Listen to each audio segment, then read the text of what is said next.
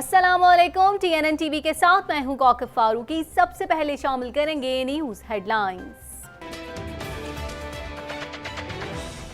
मोदी सुन लो, अब गलती ना करना। पाकिस्तानी अवाम अपने मुल्क का दिफा करना जानते हैं। वजीर आजम कहते हैं कश्मीरियों के लिए बड़ा अच्छा वक्त आने वाला है। पेशन गोई कर रहा हूं कि इंशाल्लाह अब कश्मीर आजाद होगा।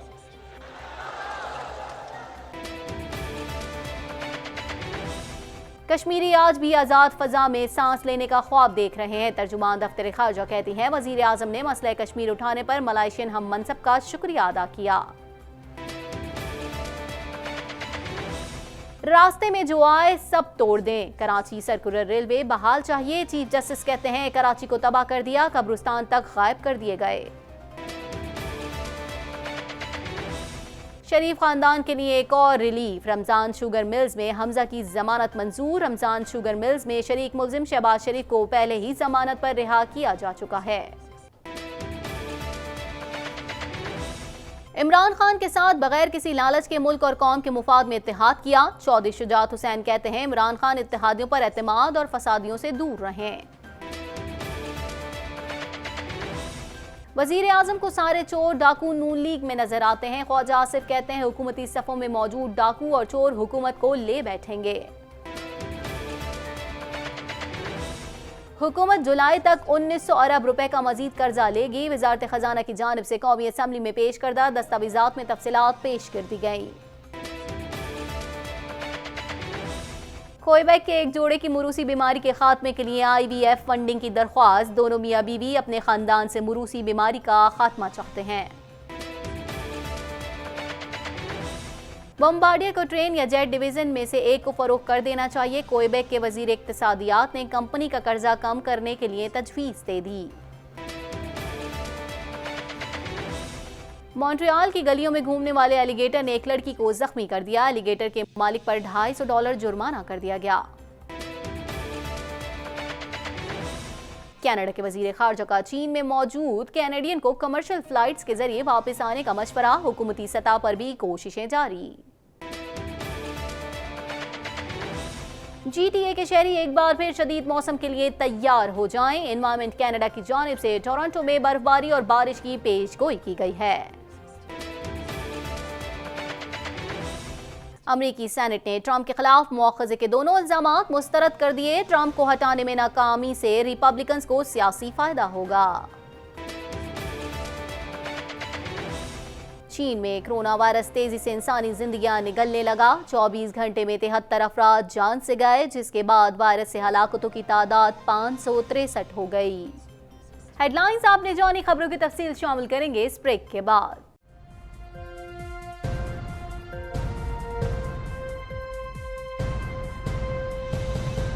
बुलेटिन में खुशामदीद। बुलेटिन के आगाज में सबसे पहले खबर शामिल करेंगे। आपको बताएं वजीर आजम इमरान खान का कहना है कि जिस दिन कर्फ्यू उठेगा मकबूजा कश्मीर में इंसानों का समंदर निकलेगा और एक ही आवाज आएगी और वो आवाज आजादी की होगी, जिसके बाद मोदी के पास कोई रास्ता नहीं रहेगा। मजीद जानते हैं इस रिपोर्ट में।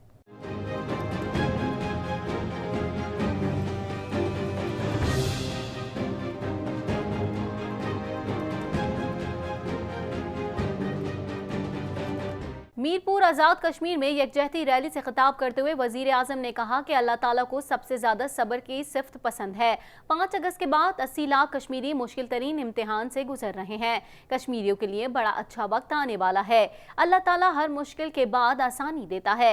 वजीर आजम ने कहा कि 5 अगस्त से पहले दुनिया कश्मीर को भूल चुकी थी। पाकिस्तान के सरबरा भी कश्मीर का नाम नहीं लेते थे। इस्लामी ममालिक भी कश्मीर की बात नहीं करते थे, लेकिन 5 अगस्त के बाद मसला कश्मीर आलमी सतह पर उजागर हुआ। अमेरिका और बरतानिया में कश्मीर का इशू उठाया गया। दुनिया आज कश्मीर के लोगों के हालात जान गई है। यूरोपीय यूनियन के 600 मेंबरान पार्लियामेंट ने कश्मीर से कर्फ्यू हटाने का मुतालबा किया। 6 माह में 3 मरतबा अक़वाम मुत्तहिदा की सलामती काउंसिल में कश्मीर का जिक्र हुआ। वजीर आजम ने कहा कि पाकिस्तान पूरी कोशिश कर रहा है कि खित्ते में अमन हो। मोदी ने सारी इंतखाबी मुहिम में इंतहा पसंद बयानात दिए। जब भी कोई लीडर नफरत की बुनियाद पर वोट लेता है तो बड़ी तबाही होती है। वजीर आजम इमरान खान ने कहा कि मोदी ने बयान दिया है कि मैं 11 दिन में पाकिस्तान को फतह कर लूंगा। लगता है उसने दुनिया की तारीख नहीं पढ़ी। नरेंद्र मोदी ने जो 6 महीने पहले हिमाकत की, मेरे भाई और बहनों, ये कुरान में अल्लाह कहता है कि मैं इंसानों के कानों और आंखों पे पर्दे डाल देता हूं, उनकी अकल पे पर्दे डाल देता हूं। और नरेंद्र मोदी ने 5 अगस्त को वो कदम उठाया, और वो कदम तकब्बर में उठाया। ये तकब्बर है जिसमें इंसान हिमाकत करता है, और उसने वो गलती की जो मैं आज आपके सामने अल्लाह पे ईमान रख के पेशन गोई कर रहा हूं कि इंशाअल्लाह अब कश्मीर आजाद होगा। ताज़ा तरीन टीवी प्रोग्राम्स और ब्रेकिंग न्यूज़ देखने के लिए अभी सब्सक्राइब कीजिए हमारा चैनल TNNlive.tv। तर्जुमान दफ्तर खारजा आयशा फारूकी का कहना है कि भारत ने मकबूजा कश्मीर को दुनिया की सबसे बड़ी जेल में तब्दील कर दिया है। मजीद जानते हैं इस रिपोर्ट में।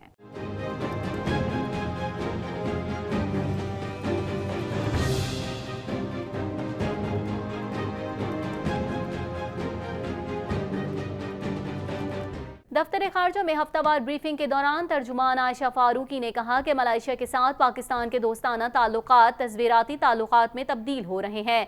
वजीर आजम ने दौरे मलेशिया के दौरान कश्मीर की भरपूर हिमायत करने पर महातीर मोहम्मद का शुक्रिया अदा किया। Separately, as you may be aware, on the invitation of Prime Minister Mahathir Mohamad of Malaysia, Prime Minister Imran Khan visited Malaysia on 3rd and 4th of February. He was accompanied by a high-level delegation including cabinet members and senior officials. You are aware that Malaysia-Pakistan relations were elevated to the level of strategic partnership formally in March 2019. During the recent visit, both sides have reaffirmed the strong and enduring bonds between our two fraternal countries, which are marked by warmth, cordiality and mutual trust. एक सवाल के जवाब में उन्होंने कहा कि corona virus से मुतालिक पाकिस्तान चीन से राब्ते में है और चीनी हुकूमत पाकिस्तानी तलबा का ख्याल रख रही है। There has been regular updates given on the situation pertaining to coronavirus, pertaining to our students and our nationals in China currently. As you know that Wuhan city still remains closed for public movement and transportation. The Chinese government at the highest level is very vigilant and providing all treatment, prevention and support to not only Pakistani students and Pakistani nationals, but all people, whether Chinese or other nationalities. ताज़ा तरीन TV programmes और breaking news देखने के लिए अभी subscribe कीजिए हमारा channel TNNlive.tv। कुछ बात करेंगे चीफ जस्टिस पाकिस्तान गुलजार अहमद ने तजाविज़ात के खात्मे और सर्कुलर रेलवे की बहाली के केस में वजीर आला सिंध, सेक्रेटरी रेलवे, मेयर और कमिश्नर कराची को तौहीन अदालत का नोटिस जारी करने का इंदिया दे दिया। मजीद अहवाल इस रिपोर्ट में।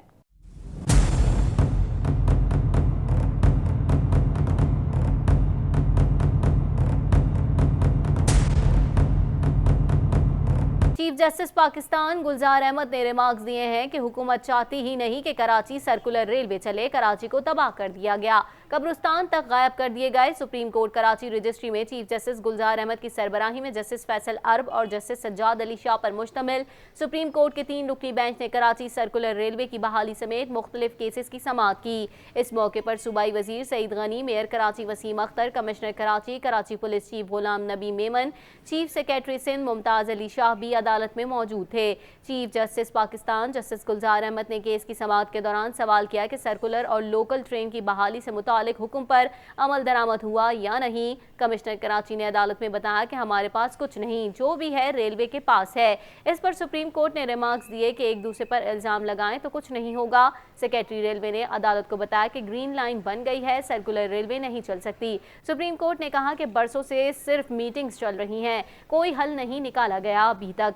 चीफ जस्टिस ने केस में रिमार्क्स देते हुए कहा कि अदालत के पास अब तौहीन अदालत की कार्रवाई का रास्ता रह गया है। अब भी वजीर आला सिंध, सेक्रेटरी रेलवे, मेयर और कमिश्नर कराची को तौहीन अदालत का नोटिस जारी करते हैं। केस की समाअत के दौरान अदालत ने सेक्रेटरी रेलवे को एनेक के फैसले की कॉपी लाने के लिए आधे घंटे की मोहलत दे दी। फैसल सिद्दीकी एडवोकेट ने अदालत में बताया कि 6500 लोगों को बेघर कर दिया गया, जबकि बड़े बड़े प्लाजे नहीं गिराए जा रहे। सुप्रीम कोर्ट ने सवाल किया कि आपको किसने इख्तियार दिया था कि जाकर कब्जा करें? रेलवे लैंड पर बड़ी बड़ी इमारतें बन गई हैं, जाकर गिराएं, 1 हफ्ते में गिराएं। इस पर कमिश्नर कराची ने अदालत में कहा कि सिंध हाई कोर्ट ने हुक्म इम्तना दे रखा है। सुप्रीम कोर्ट ने कमिश्नर कराची से कहा कि आप जाकर गिराएं, सुप्रीम कोर्ट का ऑर्डर है।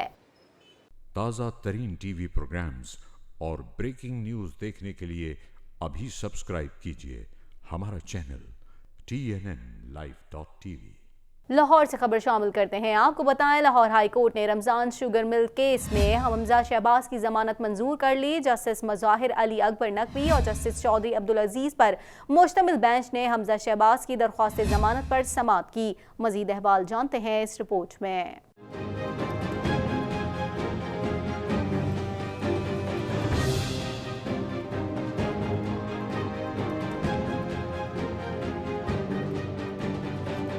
दरख्वास्त गुजार हमजा शहबाज ने मौक़िफ़ अपनाया कि नैब ने बदनीयती की बुनियाद पर रमजान शुगर मिल्स में तहकीकात का आगाज़ किया। नैब ने रमजान शुगर मिल्स के मामले पर मुतादिद बार इंक्वायरी की, मगर कुछ भी नहीं मिला। तहसील भुआना में नाला अवामी मुफाद में बनाया गया। सूबाई काबीना और सूबाई असम्बली ने सेवरेज नाले की तामीर की मंजूरी दी थी। दरख्वास्त गुजार ने अदालत को बताया कि हमजा शहबाज के खिलाफ कोई वाज़ेह सबूत मौजूद नहीं है। रमजान शुगर मिल्स में शरीक मुल्जिम शहबाज शरीफ को पहले ही जमानत पर रिहा किया जा चुका है। रमजान शुगर मिल्स रेफरेंस में फर्द जुर्म आयद होने के बाद हमजा शहबाज के वारंट गिरफ्तारी जारी किए। हमजा शहबाज सूबाई असेंबली में ओपोजिशन लीडर हैं और गिरफ्तारी से जिम्मेदारियों की अंजाम दही में मुश्किलात का सामना है। अदालत से इस्तदा है कि हमजा शहबाज को जमानत पर रिहा करने का हुक्म दिया जाए। लाहौर हाई कोर्ट ने मनी लॉन्ड्रिंग केस में दरख्वास्त जमानत पर कार्रवाई 11 फरवरी तक मुलतवी कर दी। ताज़ा तरीन टीवी प्रोग्राम्स और ब्रेकिंग न्यूज़ देखने के लिए अभी सब्सक्राइब कीजिए हमारा चैनल TNNlive.tv। कुछ बात कर लेते हैं पाकिस्तान मुस्लिम लीग काफ के सरबराह चौधरी शुजात हुसैन का कहना है कि इमरान खान के साथ इत्तेहाद बगैर किसी लालच के मुल्क और कौम के मुफाद में किया, उस पर कायम है और रहेंगे। मजीद अहवाल इस रिपोर्ट में।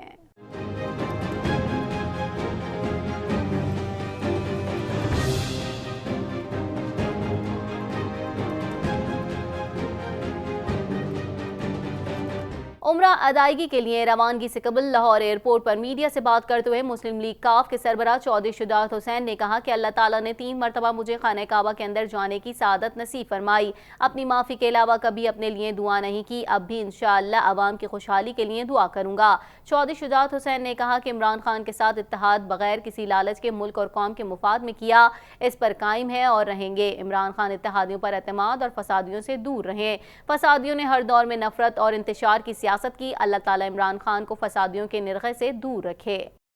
ताज़ा तरीन टीवी प्रोग्राम्स और ब्रेकिंग न्यूज़ देखने के लिए अभी सब्सक्राइब कीजिए हमारा चैनल TNNlive.tv। आगे बढ़ते हैं, खबर शामिल करते हैं। आपको बताएं, ख्वाजा आसिफ ने कहा है कि क्या वजीर आजम को सारे चोर डाकू नून लीग में नजर आते हैं? क्या हुकूमती सफ़ों में सब साफ सुथरे हैं? मजीद जानते हैं इस रिपोर्ट में।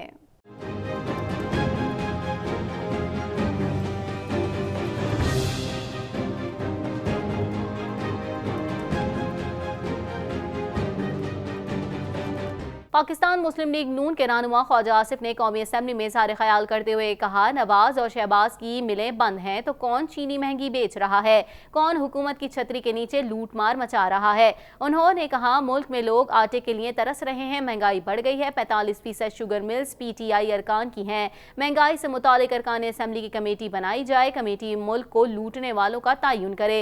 मुल्क की तारीख में कौम के साथ बड़ी ज्यादती हुई, लोगों को चोर कहना और अपनी बगल में चोर लेकर बैठे रहना। ख्वाजा आसिफ का कहना था कि हुकूमती सफ़ों में मौजूद डाकू और चोर हुकूमत को ले बैठेंगे, उन डाकुओं और चोरों का पेट ही नहीं भरता। स्पीकर असम्बली अवाम में महंगाई पर बहस कराएं। महंगाई अवाम का बुनियादी मसला है, अवाम के हुकूक का तहफ़्फ़ुज़ हमारा बुनियादी हक है। उन्होंने कहा, तमाम ममालिक ने चीन से अपने शहरों को निकाल लिया, पाकिस्तानी तलबा को निकालना हुकूमत की जिम्मेदारी है। चीन में पाकिस्तानी तलबा का ख्याल रखा जा रहा है, लेकिन उन्हें वापस लाया जाए। कोरोना वायरस के शिकार पाकिस्तानी तलबा के अलावा दीगर को वापस लाया जाए। ताज़ा तरीन टीवी प्रोग्राम्स और ब्रेकिंग न्यूज़ देखने के लिए अभी सब्सक्राइब कीजिए हमारा चैनल TNNlive.tv। वफाकी वजीर खजाना की जानिब से कहा गया है कि मौजूदा हुकूमत रवा साल जुलाई तक 1900 अरब रुपए का मजीद कर्जा लेगी। मजीद जानते हैं इस रिपोर्ट में।